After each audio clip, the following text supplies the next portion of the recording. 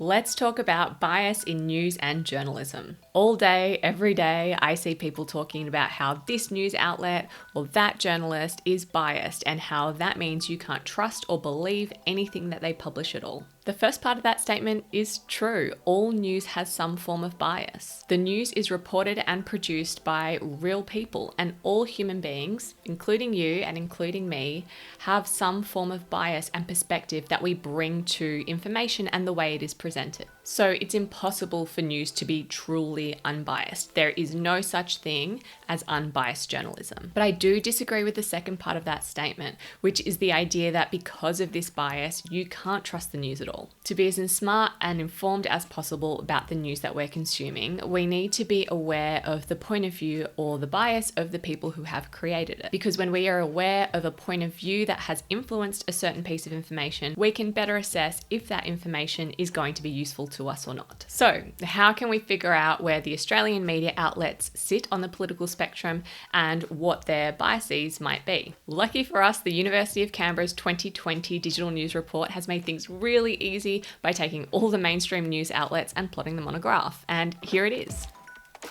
Before we dig into this, a quick note on how the Digital News Report works. Every year, the Reuters Institute for Journalism runs a study about news and the media, and they run the same survey in lots of different countries around the world. In Australia, the University of Canberra administers that survey, and they publish the results that are relevant to us here. The results we're talking about in this video were from a survey conducted in early 2020, and the sample size was just over 2,100 people, all living in Australia.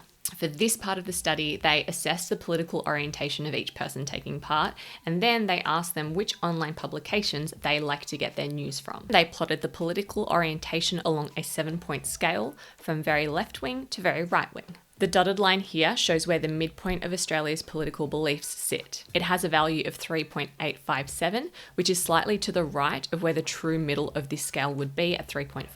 This indicates that as a whole population, the country's political orientation skews a little bit more conservative. You can see that Junkie, Crikey, Vice and The Conversation have audiences that are very left-wing. The Guardian also has a left-wing audience, but slightly less so.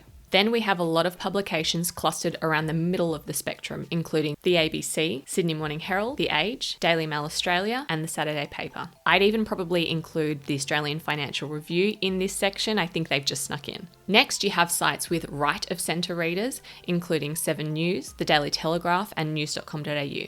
And lastly, we have the brands with very right-wing audiences. The Australian, Courier Mail, 9.com.au, Herald Sun, and perhaps the most right-wing of all, Sky News. So how are we supposed to interpret all of this information? Remember, the study and the graphic shows the political orientation of the readers. But when we think about how the media business works, it's clear that the political beliefs of the audience would have an impact on the tone of the content that does get published. Generally, the beliefs that will be promoted are going to reflect and match the beliefs of that audience. That doesn't mean they're going to publish lies though. News outlets at any point along that political spectrum will still report on the facts while making the story sound slightly different in a way that they think is going to best please their readers. This is a really good recent example. In late January, property website Domain released its latest report on house prices in Australia. The key newsworthy fact in this report was that the median house price went over $1 million for the first time ever, and in Sydney it went over $1.6 million. Ideas about property ownership and housing affordability, like almost everything in life, are inextricably linked to political beliefs. So how did different news outlets frame this story to match the political outlook of their audiences? Starting with one from the middle of the spectrum, the ABC ran this headline, which actually calls out the median house price for Sydney, 1.6 million, a really big number, but it doesn't necessarily suggest whether that's a good or a bad thing. Some people would probably call this the typical centrist take, calling out the good and the bad, but refusing to pick a side. 9.com.au has a right-leaning audience, and they ran this short and snappy headline. To say smashing a record frames this as very positive news.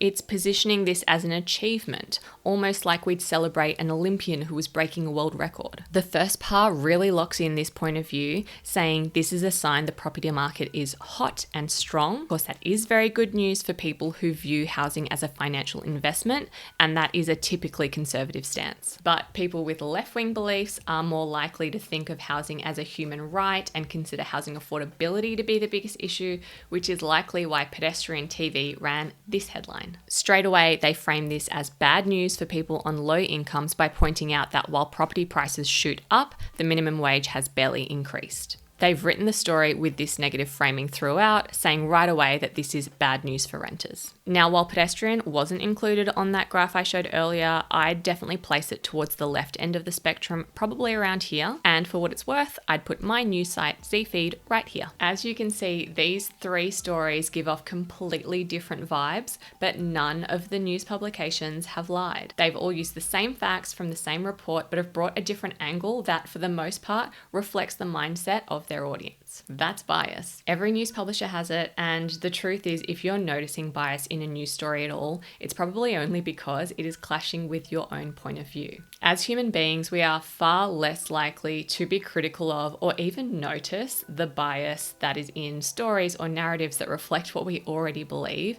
but it's just really important to remember that that does not mean it's not there. Zee Feed has just launched a Patreon, so if you find my work valuable, please consider supporting us there. If you can spare a few bucks a month to help us keep bringing context, critical thinking, intelligence, and empathy back to Australian news, please come and join us. I would really love that.